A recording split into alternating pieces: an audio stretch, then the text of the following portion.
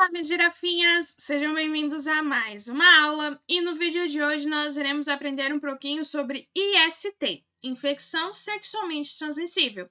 Eu sou a professora Tayane Amorim e a matéria é Biologia. Então, o que nós veremos no vídeo de hoje? Então, nós teremos uma pequena introdução sobre as ISTs, nós iremos conhecer as doenças que estão dentro das ISTs e alguns mitos e verdades sobre este tema tão polêmico. Então, primeiramente, o termo, a terminologia infecções sexualmente transmissíveis, IST, ela passou a ser adotada em substituição à antiga expressão doenças sexualmente transmissíveis, que é a DST, porque ela sim destaca a possibilidade dela ter e transmitir uma infecção, mesmo ela não apresentando sinais e sintomas. Então, muitas vezes ela pode estar ali com aqueles sinais e sintomas reprimidos e não expostos para fora. Então, existem cerca de 3 tipos de ISTs, normalmente, se conhecido pela ciência. A grande maioria pode ser provocadas por vírus, bactérias e protozoários.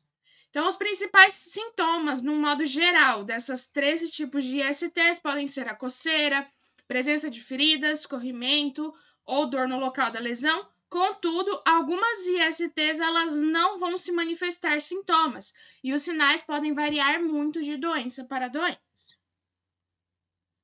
Então, o que nós vamos conhecer de cada doença? Então, nós vamos conhecer a doença em si, a sua forma de transmissão, os seus sintomas, o seu tratamento e a sua prevenção. Então, como a gente já sabe, existem diversos tipos de infecções sexualmente transmissíveis, mas os exemplos mais conhecidos são sífilis, herpes genital, tricomoníase e a AIDS. Então, vamos conhecer cada uma delas, começando primeiramente pela sífilis. Então, a sífilis ela é causada pela bactéria Treponema pallidum. A doença ela pode, então, se manifestar de diversas formas se não for tratada. Pode durar cerca de anos e tornar-se mais grave com o passar do tempo. Ela pode ser transmitida pela relação sexual sem camisinha com uma pessoa infectada, ou ela também pode ser transmitida para a criança durante a gestação ou o parto. Então, o primeiro sinal é uma ferida discreta, que ela pode surgir, então, no pênis, na vulva, na vagina, no colo do útero, ânus ou boca. E a ferida, ela não provoca dor e ela pode desaparecer mesmo sem tratamento, o que pode sugerir, então, ali uma cura. Porém, a bactéria, ela vai continuar presente no sangue e a doença, ela vai evoluindo. Depois de alguns meses, podem se aparecer, então, manchas pelo corpo, tendo aumento de glândulos linfáticos, conhecido como as ínguas, que também se resolvem espontaneamente, sugerindo uma cura. E assim, com o passar dos anos, a sífilis ela pode causar lesões em diversos órgãos, chegando na sua fase tardia, que pode causar doenças cardíacas e neurológicas, podendo levar até à morte. A sua forma de tratamento. Primeiramente, recomenda-se sempre procurar um serviço de saúde para o diagnóstico correto e a indicação do tratamento adequado. Mas, normalmente, o tratamento da sífilis ele é realizado com a penicilina benzatina, que é um antibiótico que está disponível, então, em todos os serviços de saúde do SUS. A dose da penicilina que deve ser utilizada vai depender, então, do estágio clínico que a sífilis se encontra no corpo da pessoa infectada. A AIDS. Então, ela é causada pelo HIV. O HIV ele é transmitido principalmente por relações sexuais, tanto vaginais, anais ou orais desprotegidas. Para ocorrer a transmissão, o líquido contaminado de uma pessoa tem que penetrar no organismo da outra. Os sintomas iniciais, então, da infecção pelo HIV incluem febre de 38 e 40 graus, dor de cabeça, dor nas articulações, aumento dos glândulos, que são as ínguas, principalmente na região do pescoço, atrás das orelhas e axilas. Tosse, dor de garganta, náusea, diarreia, diminuição de apetite, perda de peso, cansaço e vermelhidão da pele. Apesar de ser um tipo de IST, a AIDS ela não provoca sinais e sintomas nos órgãos genitais. E vale lembrar que os sintomas da AIDS ainda podem demorar meses ou anos para se manifestar no corpo da pessoa. Forma de tratamento. Recomenda-se sempre procurar um serviço de saúde para o diagnóstico correto. e o tratamento indicado. Mas, normalmente, o tratamento para infecção pelo vírus HIV é feito por meio de medicamentos antirretrovirais que impedem a multiplicação do vírus no organismo, ajudando a combater a doença e a fortalecer o sistema imunológico, apesar de não serem capazes de eliminar, então, o vírus do organismo. Lembrando que as ISTs não têm cura.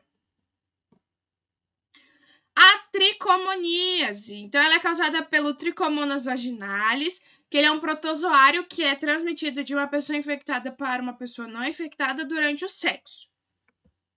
Então, muitas mulheres e maioria dos homens com tricomoníase, eles não apresentam sintomas, pelo menos não no início. Mas, nas mulheres, a parte mais afetada do corpo é o trato genital inferior, vulva, vagina, colo do útero e uretra. Já nos homens, a parte afetada é no interior do pênis, a uretra. A forma de tratamento, sempre recomendo se procurar serviço de saúde, e normalmente é utilizado os nitroimidazolóicos, que é o metronidazol e o tinidazol, são os únicos que oferecem terapia curativa para a tricomoníase. E os parceiros, eles também devem ser tratados, ainda que não apresentem sinais e sintomas, porque se um tem, significa que o outro também irá ter. Herpes genital. Então, ela é causada pelo herpes vírus tipo 2, HSV2, que ela pode ser transmitida ao contato direto com o líquido presente nas bolhas e ulcerações, no ato sexual, oral, vaginal ou anal, sem o uso de preservativos com um outro indivíduo portador do vírus. As chances de transmissão se elevam em todo o episódio em que o paciente apresenta uma crise. No início, podem surgir bolhas muito pequenas e agrupadas numa região, sobretudo na vulva, no pênis ou ao redor do ânus.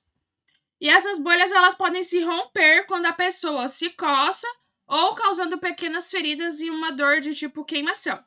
Pode causar corrimento e dificuldades para urinar, tanto nos homens como em mulheres. O tratamento, então, sempre recomendando procurar um serviço de saúde. Pode ser utilizado, então, o aciclovir, fanciclovir e o valaciclovir. São os 3 exemplos de medicamentos que são recomendados para o tratamento dos sintomas da herpes genital. Os casos mais graves podem ser menorados, então, com a administração de medicação intravenosa. Então, medicação diretamente na veia. Então, vamos conhecer um pouco das prevenções dessas doenças. Então, o que se recomenda para se prevenir uma IST? Então, use sempre camisinha. Além de evitar a gravidez indesejada, a camisinha é um dispositivo de proteção. Lave sempre bem as mãos, exija equipamentos sempre descartáveis ou esterilizados em consultórios médicos, odontológicos e de acupuntura. Essa regra também vale para barbearias e salões de manicure. Não compartilhe lâminas de barbear e nem escova de dente. E mantenha sempre sua vacinação em dia. E evite o uso de drogas injetáveis. Então, alguns mitos ou verdades sobre as ISTs. Então, mulher só pega uma IST se o homem ejacular na vagina? Mito. A troca de secreções e o contato de pele já são suficientes para que ocorra, então, uma transmissão. Os agentes causadores das principais ISTs estão, sim, mais presentes no esperma, mas outras secreções elas também podem transmitir a doença. O líquido que o homem expele antes mesmo de ejacular e a secreção vaginal também são modos de transmissão de ISTs. Roupas íntimas compartilhadas transmitem ISTs? Verdade. Porém, assim como no item anterior, é muito difícil, porque a única forma disso acontecer seria usar a roupa íntima de alguém infectado logo depois que a pessoa descarta aquela peça. Mesmo que o risco de contrair em algum IST seja bem baixo, nada de compartilhar, né? Roupas íntimas, toalhas e roupas de banho. Sempre tomando muito cuidado. Então, se previna sempre. E essa foi a nossa aula de hoje sobre as ISTs, infecções sexualmente transmissíveis. E eu te espero na próxima aula.